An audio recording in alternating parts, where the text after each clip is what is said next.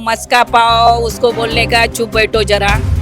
क्योंकि हमने गद्दारी नहीं किया है, हमने खोखा नहीं लिया है किसी से। उस गवर्नमेंट को, उस सरकार को उखाड़ फेंके जो देश के हित में काम नहीं कर रही है। ज्या लोकांनी भ्रष्टाचार केला ना त्या लोकांना बीजेपीने फोडलं आणि 2 पक्ष स्थापन केलेले आहेत। और एक्चुअली ये गद्दारी, पक्ष फोड़ना, पक्ष तोड़ना, किसी का बाप चुराना या महाराष्ट्र में चलेगा नहीं।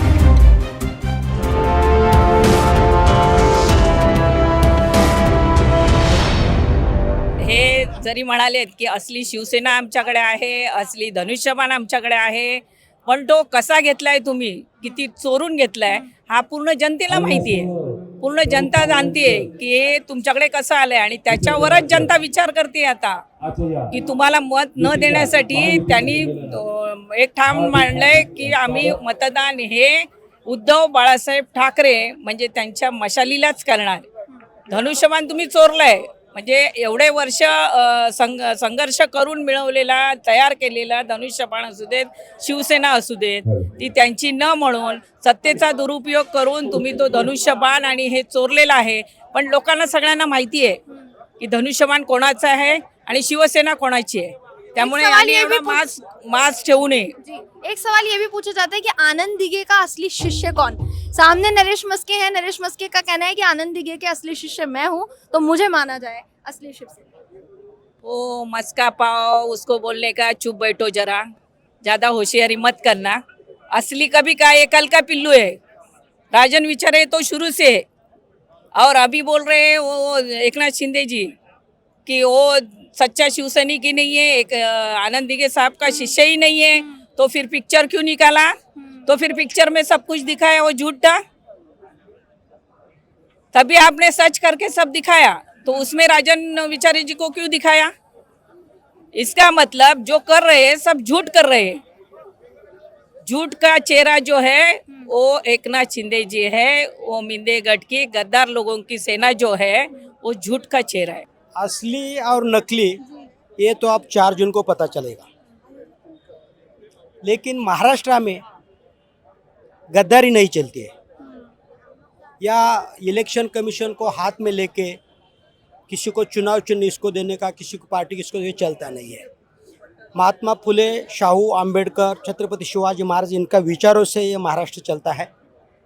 और एक्चुअली ये गद्दारी, पक्ष फोड़ना, पक्ष तोड़ना, किसी का बाप चुराना या महाराष्ट्र में चलेगा नहीं। ये आपको 4 जून को पता चलेगा।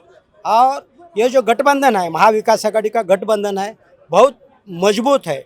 तो आप देखते हो कि कहाँ भी एक्चुअली जो भी गठबंधन या महाविकास आघाड़ी जो कैंडिडेट देता है वो कैंडिडेट हमारा है। हम एनसीपी के होने के बाद भी हम बोलते हैं कि राजन विचारे जी हमारे कैंडिडेट है। आम आदमी त्रस्त है, चाहे जवान हो, चाहे किसान हो, चाहे महिला हो, चाहे विद्यार्थी हो, देश का हर वर्ग परेशान है। और सबसे बड़ी खूबसूरती की बात हमारे संविधान की ये है कि हमारे संविधान ने हमको हक दिया है कि हम अपने एक वोट से उस गवर्नमेंट को, उस सरकार को उखाड़ फेंके जो देश के हित में काम नहीं कर रही है। ज्या लोकांनी भ्रष्टाचार केला ना त्या लोकांना बीजेपीने फोडलं आणि 2 पक्ष स्थापन केलेले आहेत। त्यामुळे असे जर लोकांचे पैसे लुबाडणारे, भ्रष्टाचार करणारे, महिलांची आबरू लुटणारे जर खासदार तिकडे दिल्लीत बसणार असतील तर हे जनतेला मान्य नाहीयेत। त्याच्यामुळे जनता ही उद्धव बाळासाहेब ठाकरेंच्या शिवसेनेला आणि शरद पवार साहेबांच्याच राष्ट्रवादीला मानणारी जनता आहे। ऐसा है ना, जो खुद खिसके हो वो फिसलने वाले हैं। फिसलने वाले को, खिसकने वाले को हर चीज मजाक लगती है। उनको चुनाव भी मजाक लग रहा है, समझ रहे ना, उनको लोकतंत्र मजाक लग रहा है।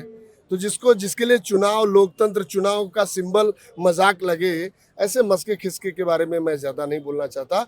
वो यहाँ से हार रहे हैं और राजन विचारे साहब मशाल चुनाव चिन्ह के साथ पूरे महाराष्ट्र में अपना रुतबा कायम करने वाले हैं, पूरे देश में इस मशाल को जलाने वाले हैं। शरद पवार हम निशानी को नहीं मानते हैं, क्योंकि हमारा निशानी घड़ी थी, क्योंकि हम उसको नहीं मानते हैं। हम शरद पवार साहब को मानते हैं, उनका चेहरा को मानते हैं, तो उस हिसाब से हम लोग खड़े हैं।